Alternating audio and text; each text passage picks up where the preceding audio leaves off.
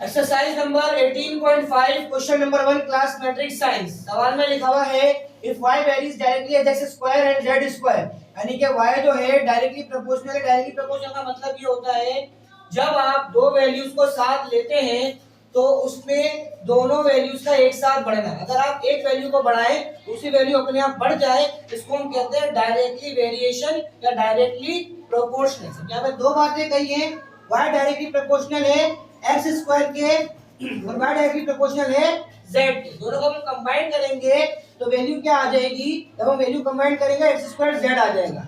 तब तक हम इसको इक्वेशन नहीं कह सकते जब तक इसमें इक्वल का साइन ना हो। According to rule of science इसको हमें इक्वल करने के लिए क्या करना पड़ता है? इक्वल टू के बाद कोई भी एक कांस्टेंट कहते हैं फिक्स वैल्यू को जो हमें यहाँ अप्लाई करनी होती है। तो मैंने यहाँ पर क्या ले लिया है?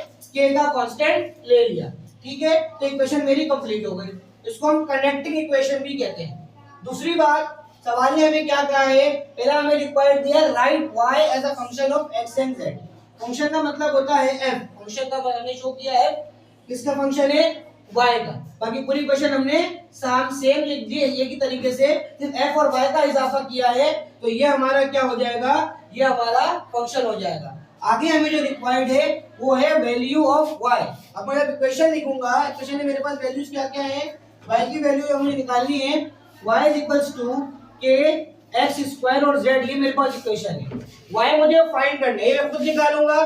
x और z की जो वैल्यू है बेटा, x और z की वैल्यू मुझे क्वेश्चन में गिवन है, जबकि k मुझे पहले फाइंड करना पड़ेगा। यहाँ मैंने लिखा है first we find the value of k।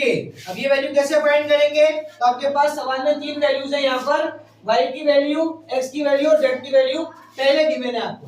यहाँ से आप पहले निकालेंगे k की वैल्यू। तो y की वैल्यू है आपकी 6, ये आपको फाइंड करना है x का स्क्वायर और z। x की वैल्यू है 4, z की वैल्यू है 9। 6 इज इक्वल्स टू k। 4 का स्क्वायर क्या होता है? 16। 16 मल्टीप्लाई बाय 9 करेंगे, वैल्यू आ जाएगी 144। तो इसको हम डिवाइड करेंगे, 6 divided by 144 is equals to k। अब जितनी कटिंग पॉसिबल है उतनी कटिंग करेंगे हम यहाँ पर।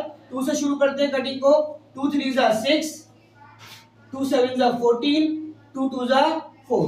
3 का टेबल पढ़ेंगे, 3 1 जा 3, 3 2 जा 6, 1 इसको दिया, 3 4 जा 12।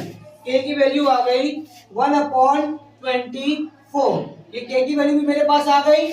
अब इक्वेशन में मुझे क्या फाइंड करना है? y k x स्क्वायर और z मुझे गिवन है। k मैंने निकाल लिया, दूसरी x की वैल्यू और z की वैल्यू मेरे पास ये मौजूद है, ठीक है। अब हम लिखेंगे दोबारा y is equals to k x square z।